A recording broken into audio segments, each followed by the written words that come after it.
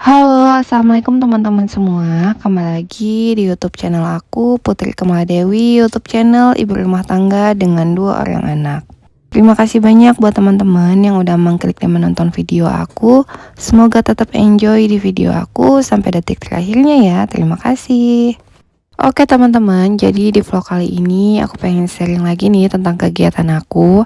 Dan di vlog kali ini kegiatan aku tuh yang pengen aku sharing adalah tentang budgeting bulanan Juli 2024.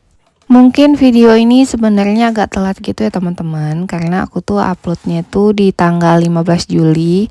Karena sebenarnya tuh kan aku tuh udah bikin video ini di awal bulan gitu ya. Tapi ternyata di awal bulan kemarin tuh anak-anak tuh pada sakit, jadi aku tuh nggak bisa fokus untuk edit videonya. Dan di awal video tadi aku tuh sempat kayak beberes sedikit gitu ya di kamar ini, karena kamar ini kan selalu dipakai gitu ya sama suami aku untuk kerja, jadi pasti selalu aja berantakan. Sekarang aku udah mulai mengeluarkan uang cash yang aku ambil dari ATM untuk aku bagi di pos-pos budgetingnya. Biasanya untuk cash itu aku ambil secukupnya atau seperlunya banget gitu ya, sesuai dengan budgeting aku. Dan misalkan ada lebih, itu tuh aku balikin lagi untuk setor tunai ke dalam rekeningnya. Karena kalau misalkan aku ambil terlalu lebih dan terlalu lama nggak aku setor ke dalam rekening, itu tuh aku takut hilap terpakai gitu ya teman-teman. Oke, untuk susun-susun uangnya udah selesai. Di sini aku udah mulai ya mau menuliskan untuk budgetingnya. Dan seperti biasa, di sini aku tuh nggak menghias-menghias banget ya untuk budgetingnya. Di sini aku cuma mencantumkan untuk bulan dan juga tahun. Kemudian ini hanya aku garis 2 aja di bagian bawahnya. Jadi mohon maaf banget misalkan teman-teman mungkin agak bosen gitu ya dengan budgeting aku yang polos begini karena nggak banyak hiasannya. Dan sekarang aku mulai mau untuk menuliskan kategori yang pertama ya teman-teman. Jadi untuk kategori yang pertama ini aku tulis adalah saving. Jadi untuk saving sendiri itu aku tuh ada 4 jenis tabungan. Jadi yang pertama adalah tabungan haji atau umroh, kemudian tabungan dana darurat, yang ketiga adalah tabungan pendidikan anak, dan kemudian tabungan untuk renovasi rumah. Dan dari keempat jenis tabungan ini, aku tuh nggak biasa sharing ya berapa jumlahnya untuk di 3 tabungan. Tapi untuk tabungan pendidikan anak itu ada 600.000. Dan di sini tuh aku tuh agak salah penulisan gitu ya, di bagian pendidikan anaknya itu malah aku kasih juga untuk tanda silang 3 kali. Setelah aku menulis untuk tabungan atau saving, di sini dilanjut aku untuk akan menuliskan giving ya teman-teman. Jadi untuk di giving ini aku tuh ada 2 juga, yaitu pertama adalah orang tua dan yang kemudian adalah untuk sedekah. Dan untuk kedua jenis giving ini juga aku tuh nggak bisa sharing ya berapa jumlahnya, karena ada satu dan juga lain hal.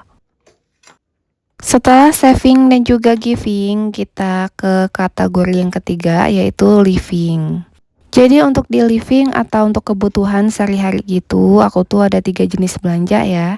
Yang pertama adalah untuk belanja bulanan atau yang biasanya aku beli di supermarket gitu.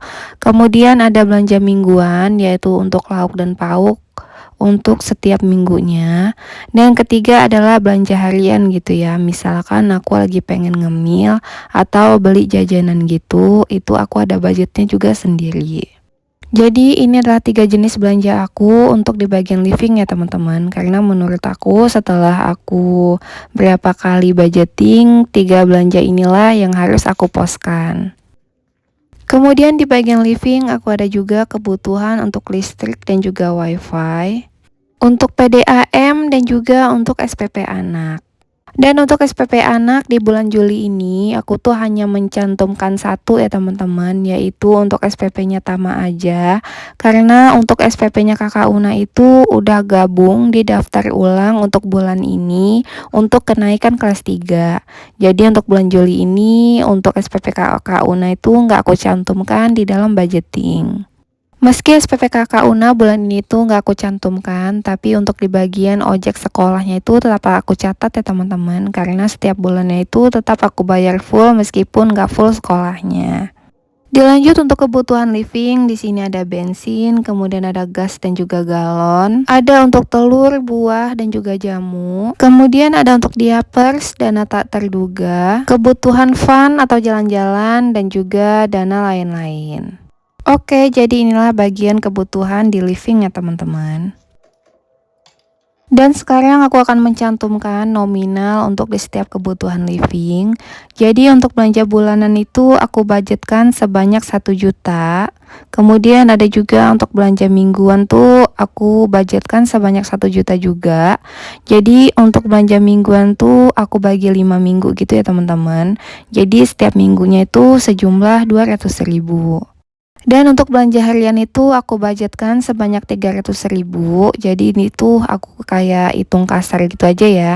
Misalkan aku jajan 10.000 per hari dikali 30, makanya aku budgetkan sebanyak 300.000 aja.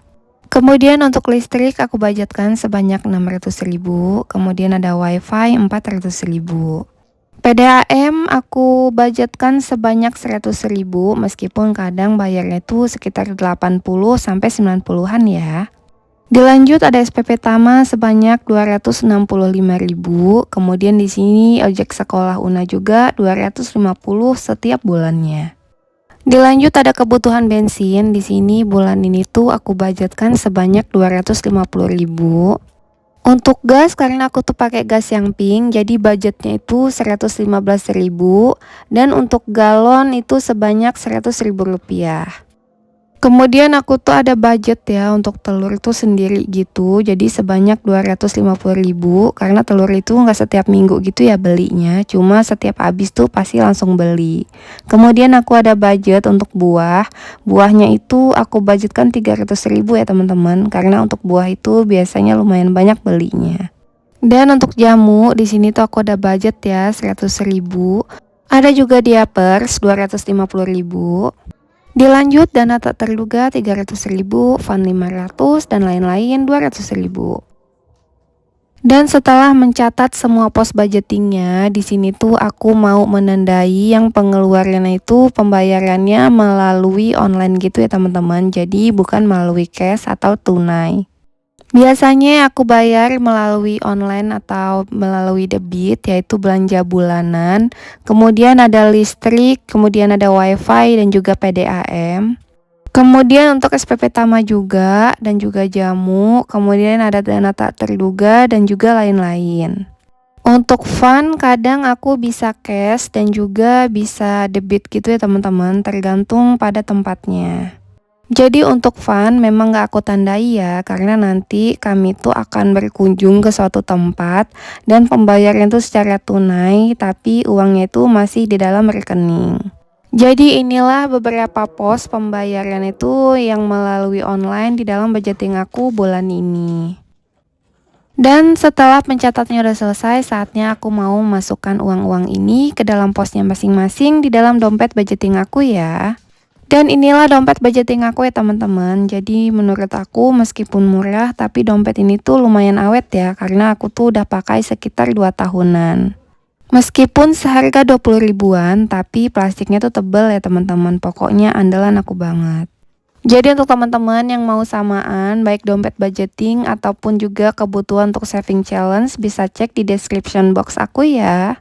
Oke, sambil liatin kegiatan aku yang lagi masukin uang ini ke dalam posnya masing-masing di dalam dompet budgeting aku pengen sapa juga nih untuk teman-teman semua. Apa kabarnya nih teman-teman semua? Semoga selalu di dalam keadaan sehat walafiat dan juga selalu di dalam lindungan Allah ya. Amin ya robbal alamin. Dan untuk teman-teman yang sedang sakit atau sedang tidak enak badan, aku doakan semoga cepat sembuh dan bisa beraktivitas lagi seperti sebelumnya. Oke teman-teman, di vlog kali ini tuh sebelumnya aku juga mohon maaf banget kalau di video kali ini tuh aku nggak ada bermaksud pamer ataupun ria dan juga menggurui ya. Tapi di sini aku tuh hanya sharing sedikit aja bagaimana cara aku dalam mengatur keuangan di dalam keluarga aku. Karena menurut aku budgeting tuh penting banget ya teman-teman, apalagi untuk kita yang udah berkeluarga, apalagi ditambah dengan punya tanggungan anak. Karena semakin banyak anggota keluarga, pasti semakin banyak juga untuk pengeluarannya. Jadi kalau misalkan semua pengeluaran itu nggak kita catat dengan baik dan juga nggak kita handle, otomatis pasti pengeluaran tuh boncos banget ya teman-teman.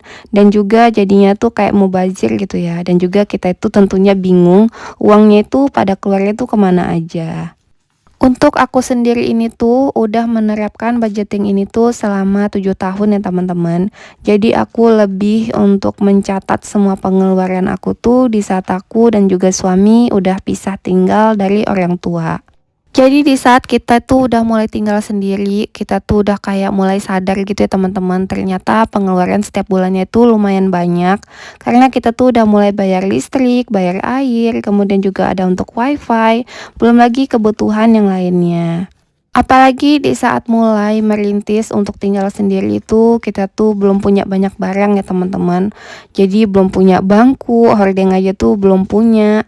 Jadi semua itu memang benar-benar berproses ya teman-teman. Jadi kalau kita nggak mengatur keuangan dengan baik, otomatis kita itu nggak bisa pelan-pelan punya semuanya untuk mengisi kebutuhan rumah juga.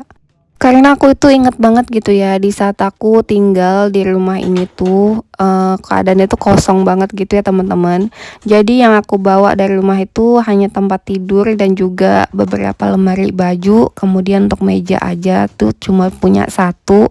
Jadi untuk mengisi rumah ini tuh bener-bener pelan-pelan banget ya, semua uangnya itu kita sisihkan pelan-pelan biar bisa beli alat dapur juga yang paling diutamakan. Oke, sekilas cerita aku tentang pentingnya budgeting di dalam rumah tangga ya teman-teman. Dilanjut sekarang aku lagi pengen untuk menyisihkan uang tabungan pendidikan anak. Jadi di sini aku ada tabungan untuk biaya SD-nya Gintama sebanyak 300.000 dan juga untuk tabungan masuk SMP-nya Kakak Una sebanyak 300.000 juga. Dan untuk tabungan pendidikan anak ini, misalkan jumlahnya bisa aku belikan sebanyak 1 gram logam mulia. Ini tuh biasanya langsung aku beliin ya teman-teman. Jadi untuk tabungannya itu, aku tuh mencoba untuk mencegah inflasi. Karena kebetulan untuk pemakaian tabungannya itu kan masih lama ya. Jadi masih bisa aku simpan melalui media logam mulia.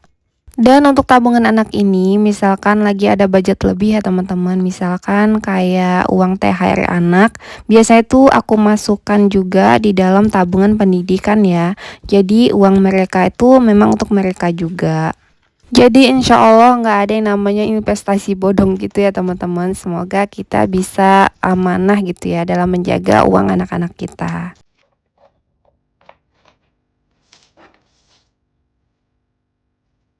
Oke teman-teman, sekian video aku kali ini. Semoga video aku yang sederhana ini bisa menghibur teman-teman semua. Dan jangan lupa ya untuk selalu support YouTube channel aku dengan like, komen positif, dan juga subscribe-nya. Sampai jumpa di video aku selanjutnya. Wassalamualaikum.